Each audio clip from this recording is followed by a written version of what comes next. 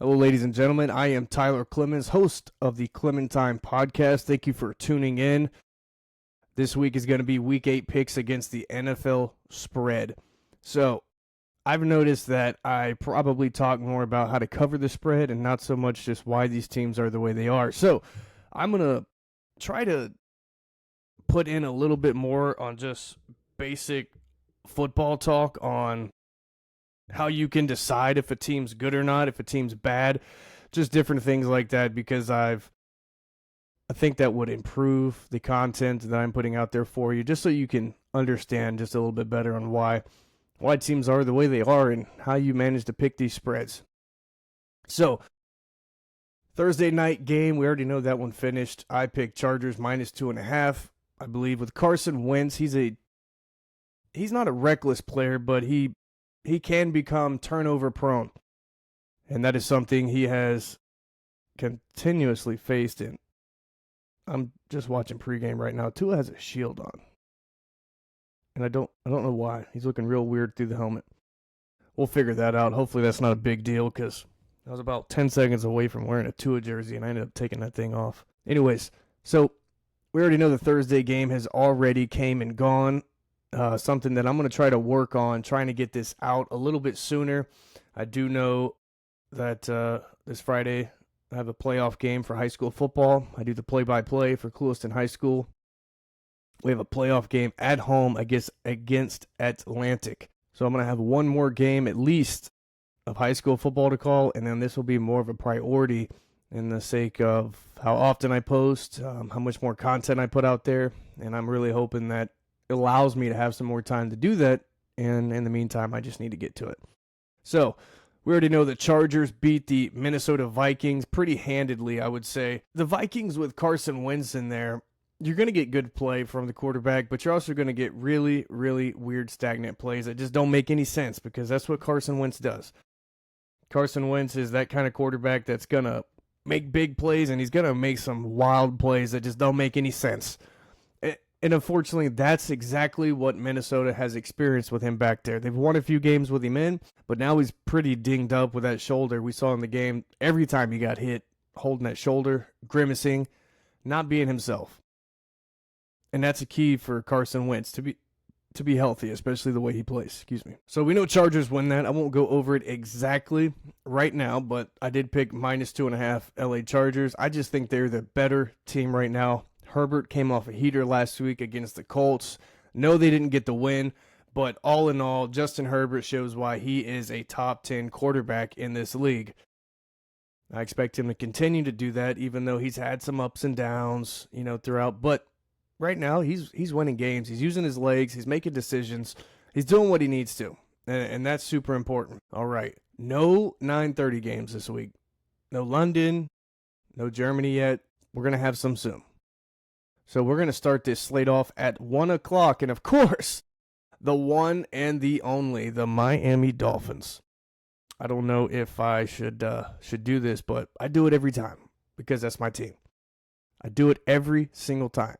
I'm picking Miami because it's +7.5. Michael Penix isn't playing. Drake London isn't playing. So it's kind of a good thing I did this today because there was a lot of players ruled out. And if I did this any earlier, I probably would have picked Atlanta with Penix, and especially if Drake London was playing. I think I would go with Atlanta -7. Same thing for Philadelphia. Philadelphia doesn't have A.J. Brown, and Lamar Jackson was a late scratch for the Baltimore Ravens.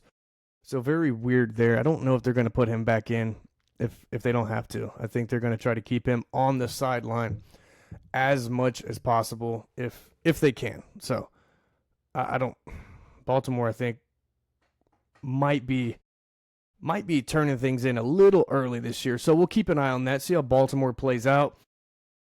How much more are we going to see of Lamar Jackson this year? That's going to be a really good question to think about. First one, Miami Dolphins at Atlanta.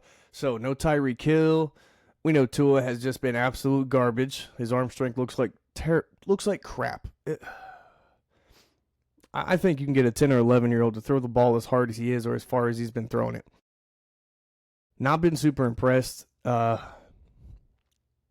has to find a way to get his guys open. Regardless, I don't care who you have out there.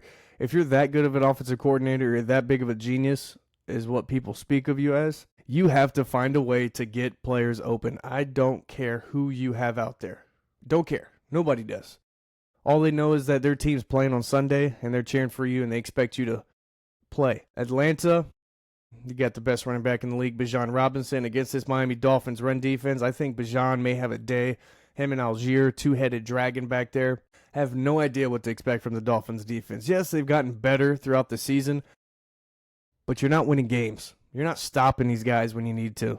You're losing games last-second field goals. Cannot have that. Cannot have it. With that being said, I think Miami's going to come out a little bit more motivated. They're going to be playing Atlanta. Kirk Cousins is going to be in there, so he's not the mobilest quarterback of all, but he is going to be a much better passer.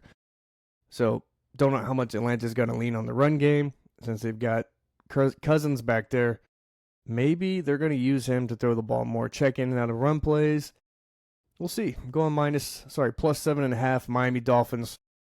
I'm really hoping they just cover the spread. I'm not expecting him to win, if I have to be honest with you. New York Jets at Cincinnati. So you've got a lot, and I mean a lot of bullshit going on in New York. First of all, Aaron Glenn doesn't want to give anybody an answer.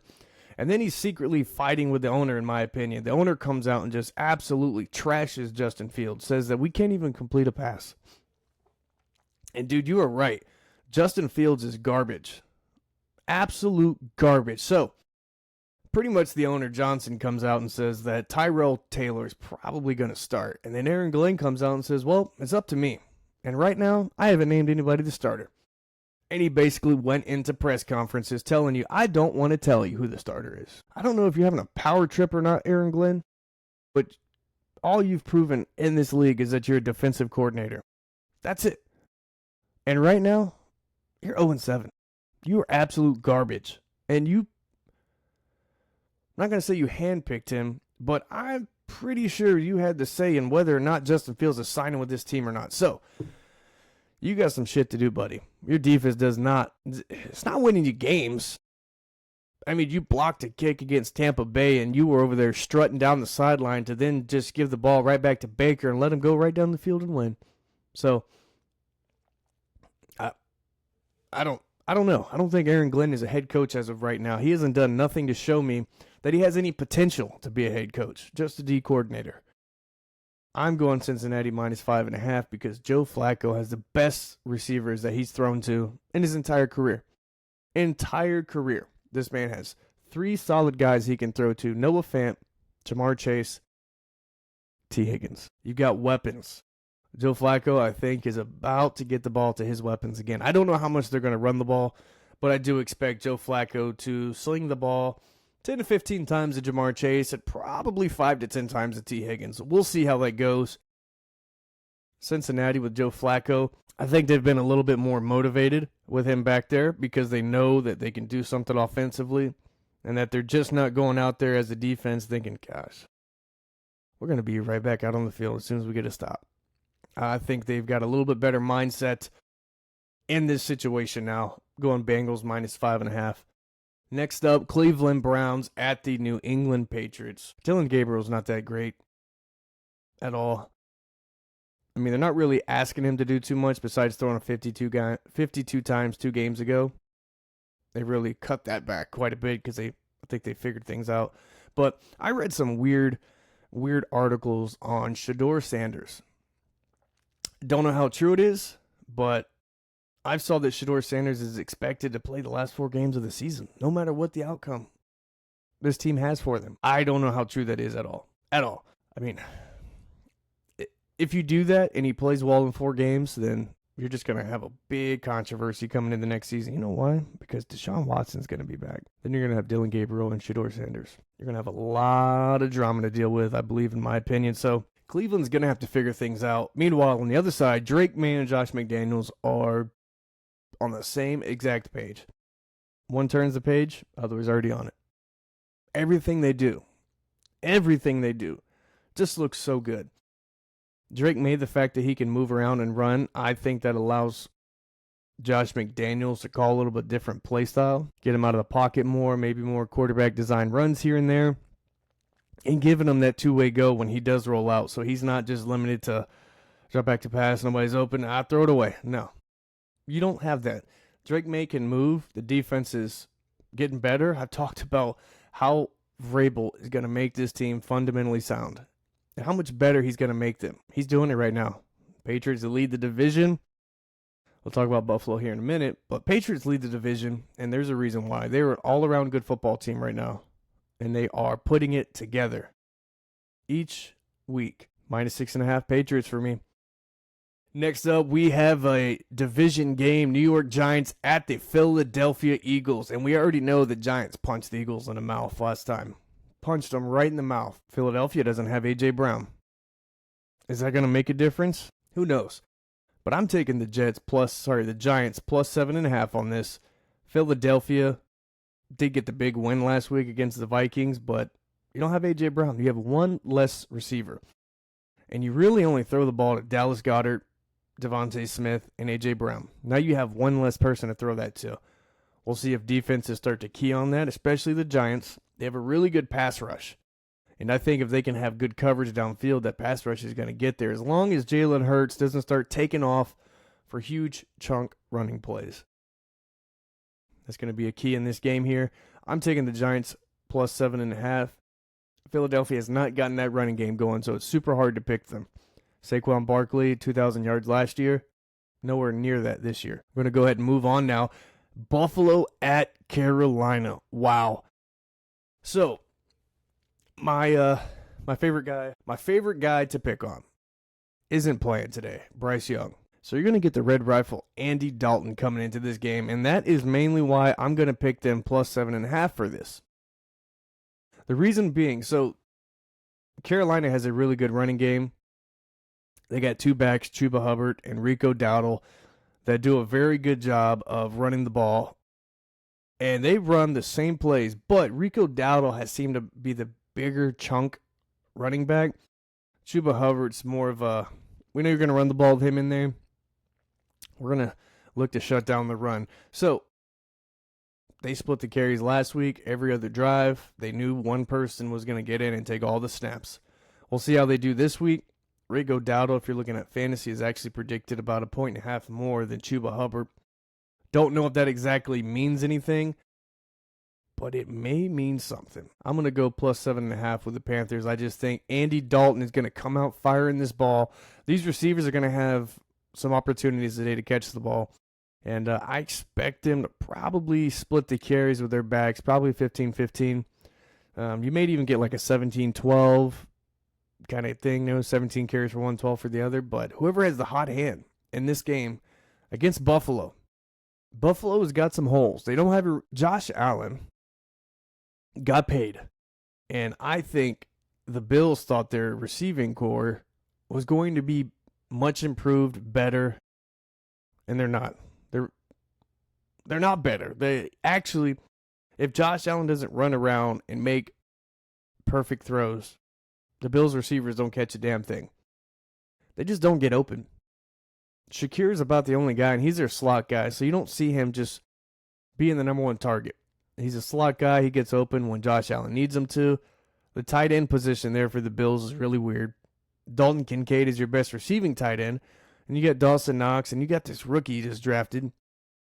Kincaid doesn't play the last game against the Falcons. Falcons beat the Bills, but Josh Allen has starting to show that he needs a receiver. He needs somebody he can rely on. He doesn't have Stephon Diggs, and I think they were hoping Keon Coleman would step up to the plate and be the guy, and he just hasn't. Honestly, I think he's probably a little childish. And I'll just recap why. I'm a Hurricanes fan, right?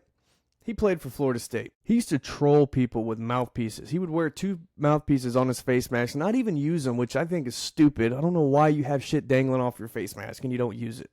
Same thing with Brian Branch. I think you stick a green mouthpiece in the top of your helmet. Stupid. I don't care if it just for looks or because you don't use it, so I don't know why you have it on there. It's the stupidest thing ever. Makes no sense. Well, if you get your teeth knocked out and you didn't have a mouthpiece in, we can say, well, it was on the top of your helmet. If you would have had it in your mouth, it probably would have helped you. So, let me get back on track here. Keon Coleman doesn't wear mouthpieces on his face mask anymore because they probably told him, hey, cut that shit out, dude. You're a grown man. Why don't you just disrespect him with your play on the field and make them look silly, in my opinion. So I think that's part of the problem. Bills don't have receivers, and Carolina's going to keep this one close here. They might even win. Plus 7.5 Panthers for me. And James Cook got paid, ain't doing shit. I absolutely get super frustrated when running backs want to hold out to get paid, and then don't do nothing. Nothing. I mean, yeah, you could blame it on the team and the play calls, whatever. But you got guys that make way less money that try way harder and try to put their team on their back a little bit more than James Cook does. I think you've got to utilize him more. Throw him the ball out of the backfield. Do a little bit more with James Cook. You paid him. You're not trying to save him for the playoffs. Use him. Until the Bills do, I think they're going to have problems. Next up, we have the Chicago Bears at the Baltimore Ravens. Once again, super glad that I waited till now to do this. Chicago is plus 6.5, and I'm going to take them in this. You know why? Because Lamar Jackson and this hamstring, I think, is going to hamper him more than people realize, and I think the amount of games that he's sat out now is in part due to that.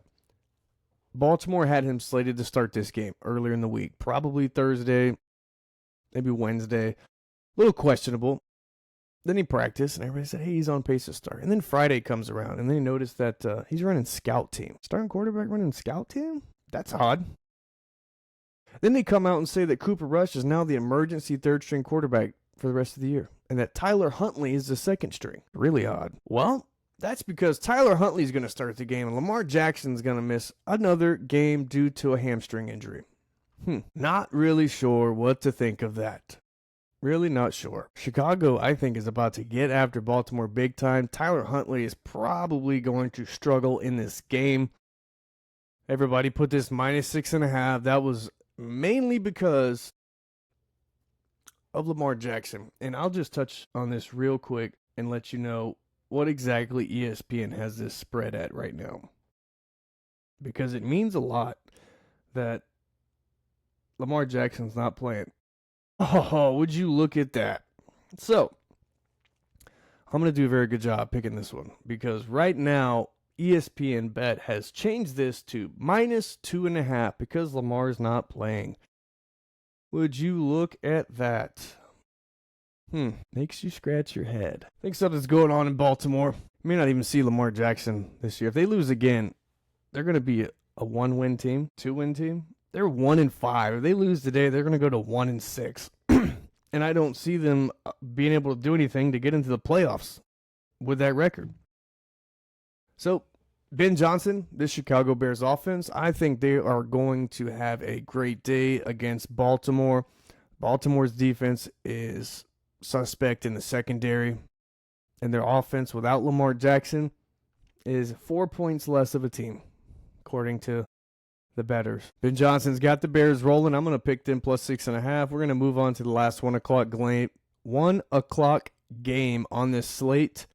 San Francisco at Houston. So, another one. I was going to go San Francisco anyways because C.J. Stroud's been unimpressive. San Francisco is plus 1.5 favorite on this. Houston does not have Nico Collins. He left last week's game with a concussion, and he is going to be out this game.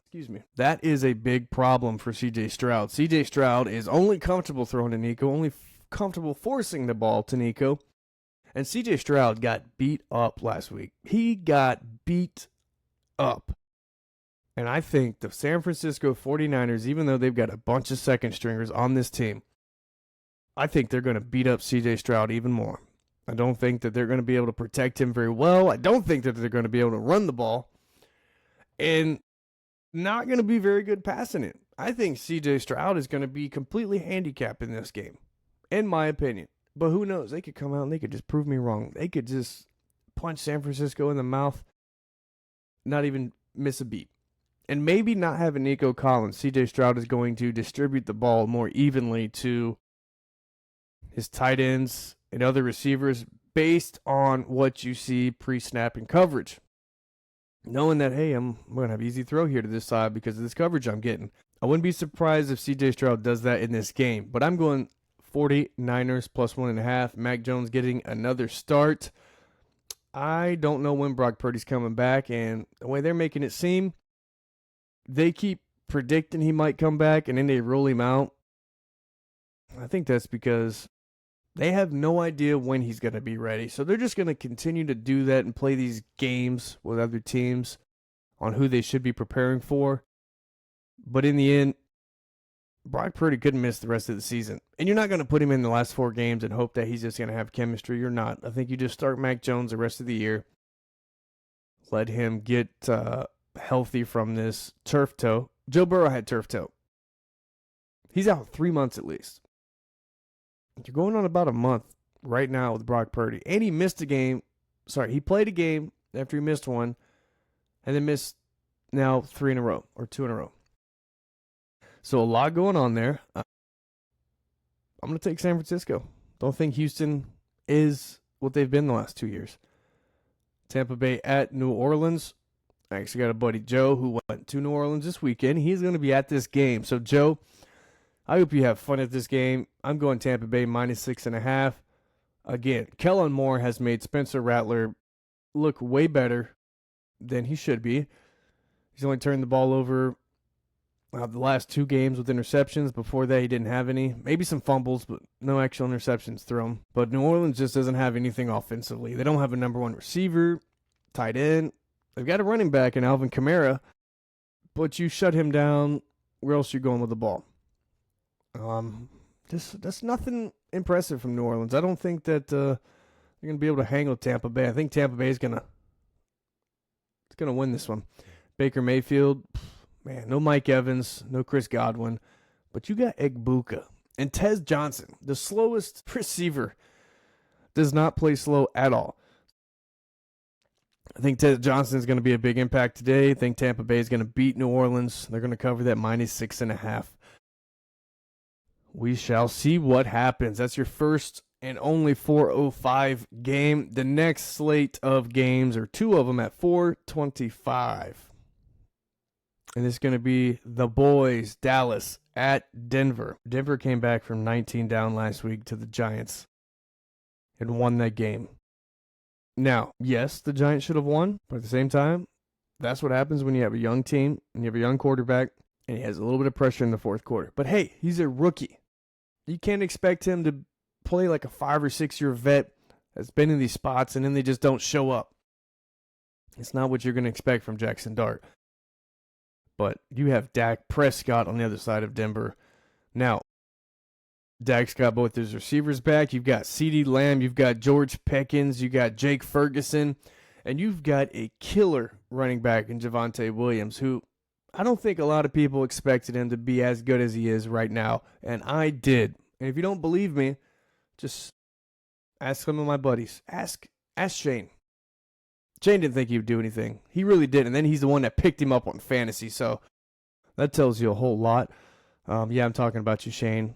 And I don't even know if you're going to get through this part of the video to see this, but I'm talking about you. Dallas at Denver. I'm taking Dallas plus 3.5. Denver has just, I don't know what they've been doing. They've been having to win games last minute. And I talked about teams that win last minute. It's going to be tough. You're going to lose some. You really are. They're going to be heartbreakers. Tampa Bay faced it. Then they got beat by the Lions, just handled. So Dallas plus 3.5. Dak Prescott is on a heater right now. He is a man on a mission. He's making all the throws. I think Schottenheimer's just really drawn up some good plays for him. And George Pickens, him and Dak are finally on the same page. I think that makes them a dynamic duo out there at the receiver positions. And Surtain, buddy, I don't know if you're going to be able to follow one guy around the field. So I think you're more than likely just need to stay on one side of the field. And hey, even if it means whether the ball's on this hash or that hash, and that's how you decide, something to think about. I'm going to take Dallas plus 3.5. Denver's just really good defense, but waiting too long in these games to try to get things started. And if Dallas can really put up some points, it's going to be tough for Denver to stay on this. So I'm not saying that Denver doesn't have a chance. I just think Dallas's offense is really, really hot. And if Denver's defense can't stop them, I don't see their offense being super duper high powered. Dallas plus 3.5. Moving on, we have Tennessee at Indianapolis. So this is an odd one. This is one I don't normally pick, the plus 14.5. Or, sorry, the minus 14.5. And I am picking the minus 14.5 on this. Mainly because Tennessee is just so bad. They were just absolutely terrible. Cam Ward has been sacked so many times. And I'm just glad that he hasn't lost a step.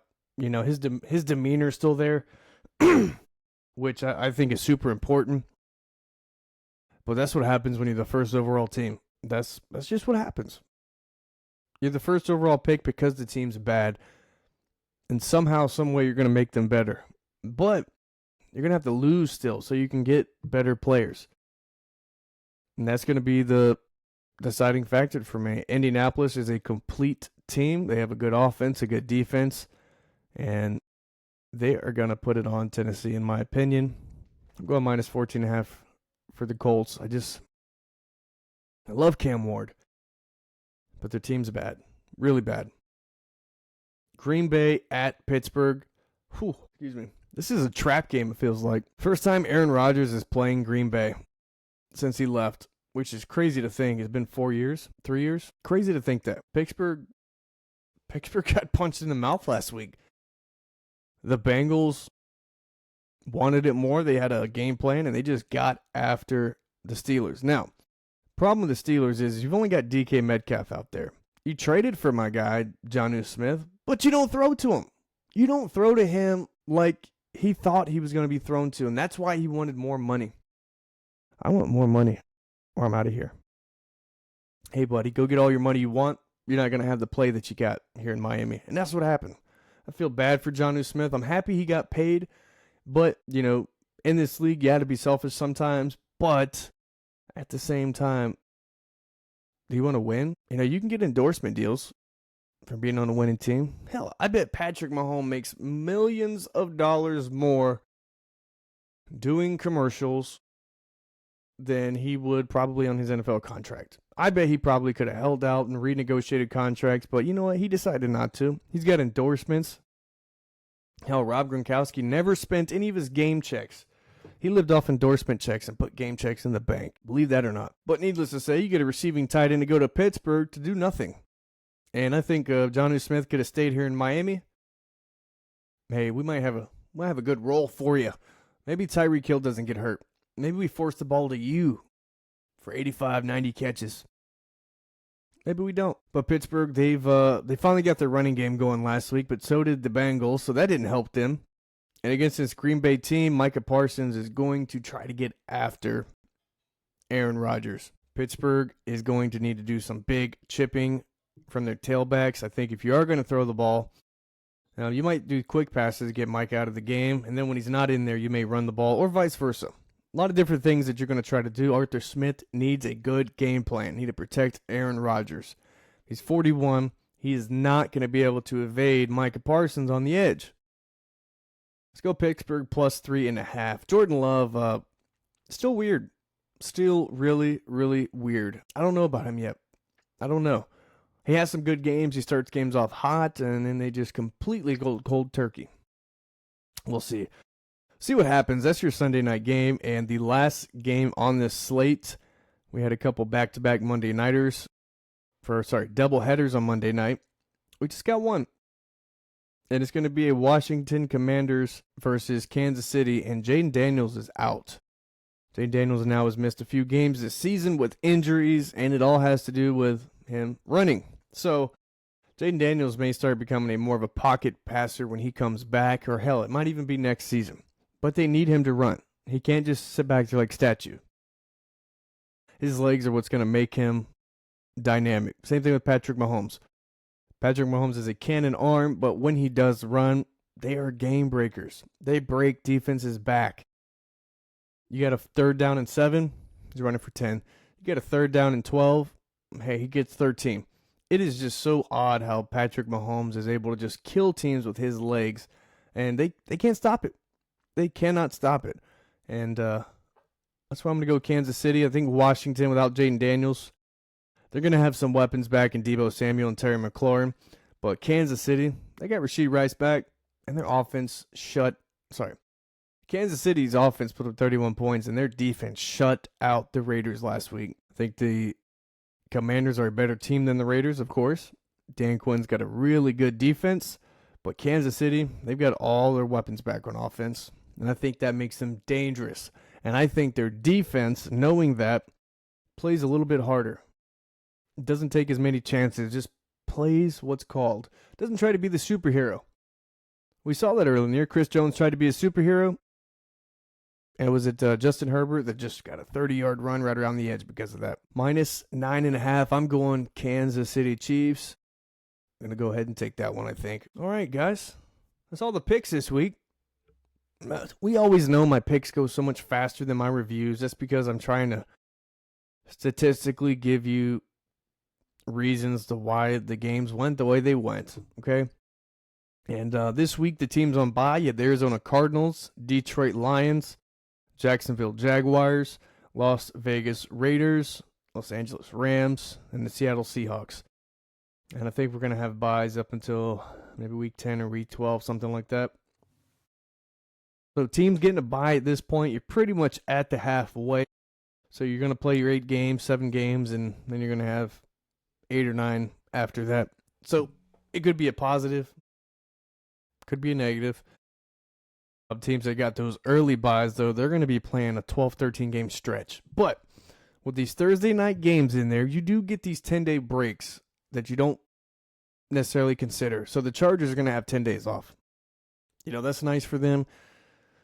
Anybody that's dinged up is going to get some extra time off. Now, it is tough when you're injured. Then you play on Thursday night and you don't have anybody and you don't know what to expect. But we're starting to see some injuries. In this league, you're going to start seeing guys stepping up, making a name for themselves. And then next year, this is where you can see the battle between guys that had to play last year versus last year's starters. It's where you start to get free agents that get released because playing time, different things like that. And I don't think I could have timed this one up any better. As I'm finishing this podcast right now, the Miami Dolphins and the Atlanta Falcons are set to start this 1 o'clock game. So I want to thank everybody if you tuned in and you watched it this far. Really appreciative. Hopefully some of these picks help you decide if you're trying to make small bets or you just want to pick winners and losers. This will still help you pick a straight up winner and loser. Just not so much when you have a super tight points against the spread. So there you have it. Thank you for tuning in. I am Tyler Clemmons. Tune in for the next episode. I'll have my review of how my Week 8 picks against the spread went. Thank you. See y'all later.